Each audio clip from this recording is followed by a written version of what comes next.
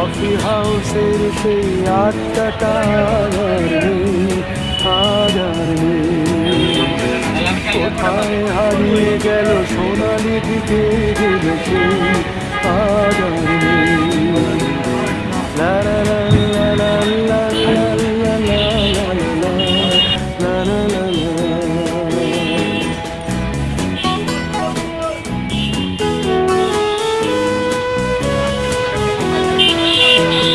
নিখিলেশ প্যারিসে, মইদুল ঢাকাতে, নেই তার আজ কোনো খবরে।